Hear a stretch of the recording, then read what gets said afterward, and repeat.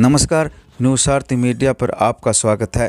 राजस्थान युवा बोर्ड साथी संगठन और ढूंढलोत शिक्षण संस्थान ढूंढलोत के संयुक्त तत्वाधान में युवा शक्ति के सकारात्मक उपयोग और उनकी असीम ऊर्जा को राष्ट्र निर्माण के लिए प्रेरित करने के लिए युवा शक्ति समागम अरुणिमा आयोजित किया गया।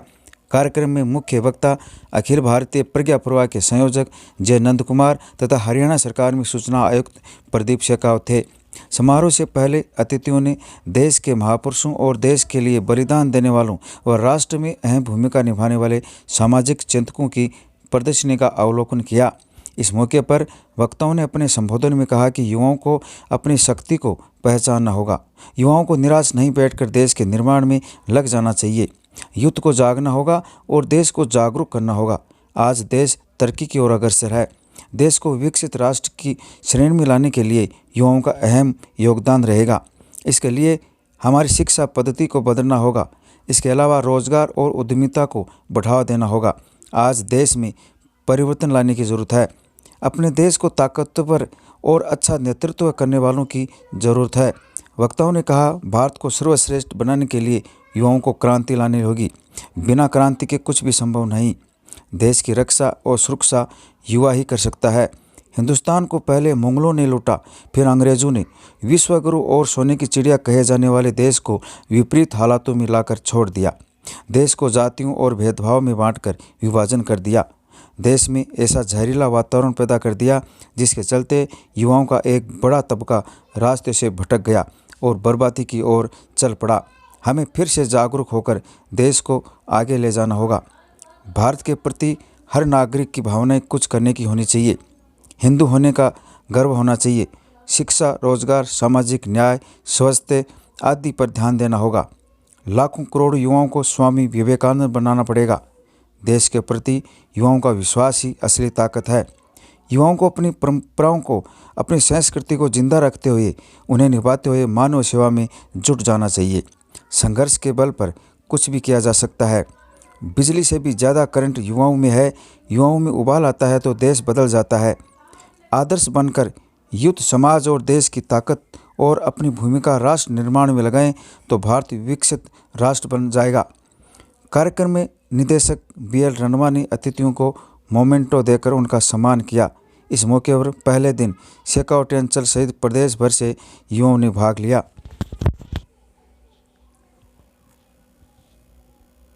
और ये पूरा एक साल भर चलता रहेगा, जहां लोग आएंगे। और मैं तो ये समझता हूं कि जात जरूले भी वहीं उतारे जाएं, वहां पे छोटे छोटे फंक्शन करते जाएं, युवा यूथ पॉलिसी भी वहीं पे हो, वहां चूरमा और खीर का भोग भी लगाया जाए। यानी पूरा एक ऐसा वातावरण डेवलप किया जाएगा कि जिससे हमारे को इस क्षेत्र को रोजगार भी मिले और यहाँ के बच्चों में देश के प्रति जो भावना है वो भी प्रेरित हो, देश राष्ट्र प्रेम की भावना बढ़े। एक यहाँ पर राम के जीवन काल की प्रदर्शनी लगाई गई है, वाजपेयी जी की प्रदर्शनी लगाई गई है, जलियांवाला बाग लगाया गया है।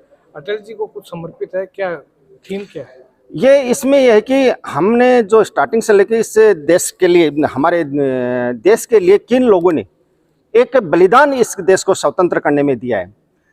अटल जी, नेताजी सुभाष चंद्र बोस का भी आपने देखा होगा, अटल जी का भी देखा होगा। यानी जितने भी महान व्यक्तित्व यहाँ हुए उनको सभी को ये 3 दिन का यूथ कार्यक्रम, इसमें विवेकानंद जी को भी आपने देखा होगा। यानी जितने भी युवा हैं, सुभाष चंद्र बोस को भी आपने देखा है, आपने भगत सिंह को भी जी को भी इसमें आपने इस प्रदर्शनी में देख रहे हो।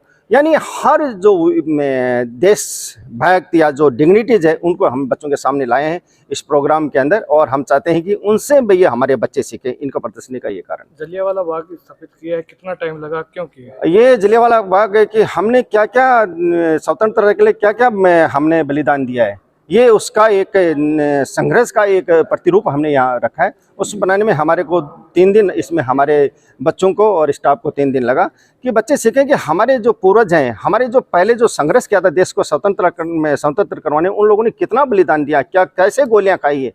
तो ये निश्चित रूप से हमारे को इन बच्चों को आगे मोटिवेट करने में, युवाओं को और आगे बढ़ने में ये प्रेरणा देगा। ये समय की मांग है, it's a need of the time actually. Youth के सामने, युवाओं के सामने एक ठीक तरह से एक लक्ष्य रखने लायक एक पॉलिसी की जरूरत है राजस्थान राज्य में। एक specifically clearly defined youth policy, सही ढंग से परिभाषित एक युवा नीति आजकल वो नहीं है। और वो युवा नीति भी हमेशा के लिए रखने के जगह पर 5 साल के लिए, क्योंकि टाइम इज चेंजिंग, काल बहुत जल्दी से चेंज हो रहा है, उसके हिसाब से हमको रीपोजिशनिंग भी करना चाहिए। उस दृष्टि पर एक अच्छा युवा नीति का जो मांग उठाने वाला ये कॉन्क्लेव, एक युवा कार्यक्रम बहुत समय की आवश्यकता भी है। उस दृष्टि पर काम करने के लिए इतने बड़े तादाद में, बहुत अच्छी संख्या में युवाओं की उपस्थिति भी उधर हुई। पूरे राजस्थान राज्य से सेलेक्टेड बच्चे, सेलेक्टेड युवा आए हैं। सभी युवाओं के बड़ा कॉन्फ्रेंस नहीं है, सभी जिलाओं से सेलेक्ट करते हुए युवा नेताओं के कार्यक्रम है। मुझे लगता है इसमें से जो निकलने वाला जो अमृत, इस मंथन से, ये युवा मंथन से निकलने वाला अमृत सही ढंग से राजस्थान राज्य के और स्वाभाविक रूप में पूरे देश, पूरे राष्ट्र के लिए भी बहुत अच्छा एक पथ प्रदर्शक हो जाएगा, ऐसा मेरा पूरा विश्वास है। ये आयोजन है भारत आगामी वर्षों में कैसा हो, 2047 का भारत, 2050 का भारत कैसा हो, विश्व स्तर पर भारत की जो ख्याति आज अंतर्राष्ट्रीय स्तर पर आत्मनिर्भर भारत और स्वाभिमानी भारत की बन रही है, उसमें ये एक नींव है। आज का जो युवा वर्ग इस कॉन्क्लेव में जो प्रतिभागी है, वह आने वाले समय में नेतृत्व करता होगा और समाज का नेतृत्व, हम गवाह हैं इतिहास के बारे में। जब जब भी आकलन करते हैं, जयप्रकाश नारायण की क्रांति में सबसे अधिक युवाओं की भूमिका थी, तो स्वाधीनता के आंदोलन में युवाओं की भूमिका थी।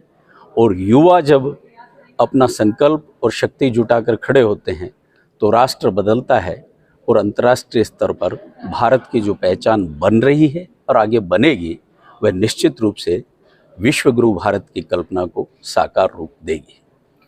आपको न्यूज़ कैसी लगी कमेंट बॉक्स में लिखकर ज़रूर बताएं। साथ ही चैनल को सब्सक्राइब और लाइक करना ना भूलें।